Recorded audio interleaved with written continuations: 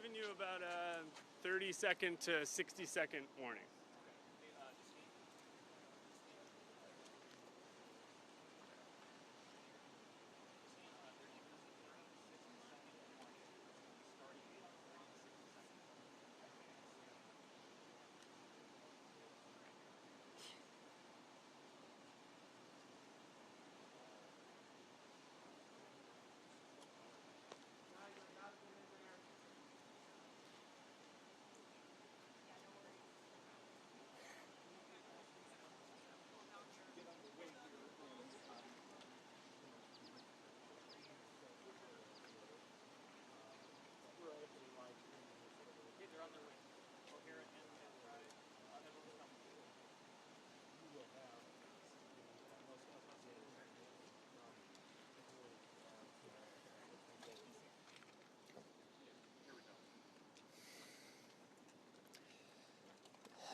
There are no words that can capture the horror and the evil of this unspeakable act. Children are dead. There are families that have a deceased child. You cannot put into words the gravity, the tragedy, or the absolute pain of this situation. We are a Minneapolis family. But to everybody out there, do not think of these as just somebody else's kids. Those families are suffering immense pain right now. Think of this as if it were your own. Every one of us needs to be wrapping our arms around these families, giving them every ounce that we can muster. These were Minneapolis families. These were American families. And the amount of pain that they are suffering right now is extraordinary.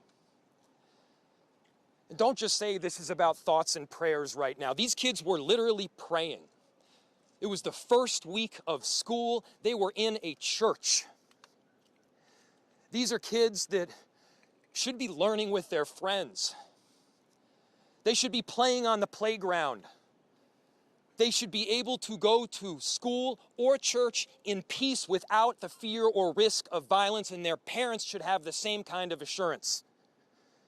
These are the sort of basic assurances that every family should have, every step of the day, regardless of where they are in our country.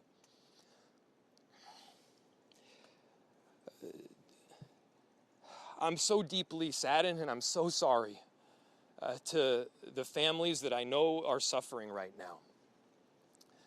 My ask is to everyone, stand by them. Love them. These families have forever been changed, and we've all been changed with them. We need to do everything possible to support them through this time. We have a family resource center that has been set up. I'm grateful for all of the law enforcement agencies from a number of different jurisdictions, all the different departmental support that we've received. They're going to be working tirelessly. There's also a family resource center that is being set up as we speak to make sure that we're there for everybody. Again, to the families that are suffering, to those that have experienced loss, I'm so deeply sorry. We're going to be with you every step of the way. We love you. This kind of act of evil should never happen, and it happens far too often. The chief will provide additional details. My name is Brian O'Hara, B-R-I-A-N, O''H-A-R-A. I am the Minneapolis Police Chief. Earlier today, just before 8:30 a.m., our city experienced an unthinkable tragedy. Minneapolis police officers responded to a report of a shooting at a mass that was happening at the Annunciation Roman Catholic Church on the block behind me. This worship service was marking the first week of school for children that are attending the Annunciation Catholic School. During the Mass, a gunman approached on the outside, on the side of the building, and began firing a rifle through the church windows towards the children sitting in the pews at the Mass. Shooting through the windows, he struck children and worshipers that were inside the building. The shooter was armed with a rifle, a shotgun, and a pistol. This was a deliberate act of violence against innocent children and other people worshiping. The sheer cruelty and cowardice of firing into a church full of children is absolutely incomprehensible. Police officers from the Minneapolis Police Department immediately responded, entered the church, and attempted to provide first aid and rescue some of the children that were hiding throughout the building, while other first responders came and EMS responded to rush victims to nearby hospitals. 2 young children, ages 8 and 10, were killed where they sat in the pews. Their parents have been notified. 17 other people were injured, 14 of them being children. 2 of those children are in critical condition. The coward who fired these shots ultimately took his own life in the rear of the church. Our hearts are broken for the families who have lost their children, for these young lives that are now fighting to recover, and for our entire community that has been so deeply traumatized by this senseless attack. We will stand together to protect our children, our schools, and our houses of worship. This deliberate act of violence is just a sign of cruelty that is beyond comprehension. Our hearts are broken for everyone that's been affected by this tragedy. As we begin the difficult path of healing, I want the community to know this, that even in the face of such evil, the Minneapolis Police Department and all of our law enforcement partners stand with our community. We stand with these families and with this parish. We will continue to be here for you. With that, the investigation is obviously in its preliminary stages, and I will attempt to take some questions to provide further information. Chief, what can you tell us about the suspect in this case? How old was he? Any kind of motivation? Any notes or any other information you might have left behind? So we were looking, the question was, what can be said about the shooter? We believe it is one suspect, a sole shooter.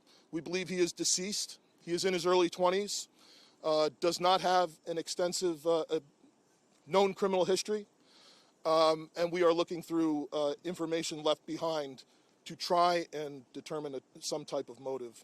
Yeah. How many kids at the school? How many children? I don't have an exact, the question was how many children at the school. There were dozens of children inside the Mass at the time. I don't have an exact count. The children have been relocated into the school, which is where their families are reunifying with them. Other than the weapons, was the shooter a student, former student? Was he a former employee? Do we know that? The question was, do we know if the shooter was a former school employee or a former student? We don't have that information. Did he leave anything behind other than the weapons?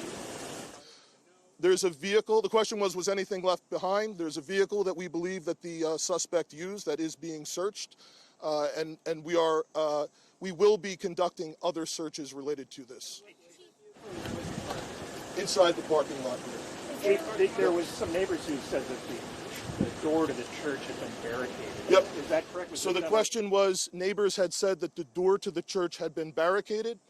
The shooter approached on one side of the church building, and on that side, at least 2 doors, it appears there had been like a 2x4 placed. So not all of the doors around the building, but on the side where the shooter did fire. And on the outside? On the outside, yes. Shootings related. The question was there any explosives? There were reports of that. There were no explosives or improvised devices that we found. I do believe there was one, I guess you would call it a smoke bomb, like not an explosive, but a sort of a firework that would release smoke. The building, north, south, The side that is closest to us, here, on this side, yep. incident related. Also at these nearby homes. I don't have specific information on that I can release. Gunshot wound, this suspect? Yeah, the question was, is he dead from a gunshot wound? The answer is yes. We believe he took his own life in the parking lot. Was this outside or both inside that he was shooting?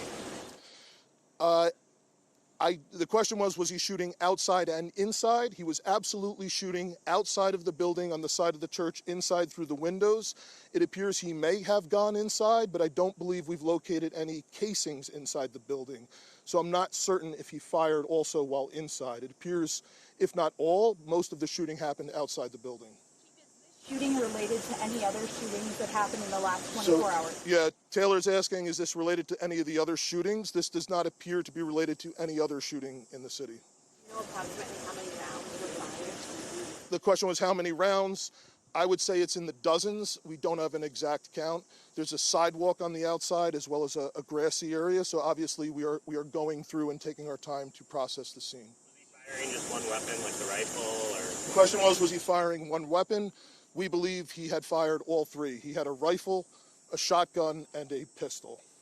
When his images were licensed to conceal and carry, did he have any background? Were the weapons, was he lawfully carrying the weapons? I don't have that information. And I don't have any information on any significant criminal history either. Was he dressed at all in any tactical type of gear or anything? It appeared he had some black clothing on, his cargo-type pants. I guess you could interpret that as, however you like. Ladies and gentlemen, thank you for helping us to get the information out today. We have a lot No more more work questions? that needs to be done. We will return back later today to provide more details as they become available, and we'll let you know how you can know about that in the moments to come. Thank you. How can the public help? Great.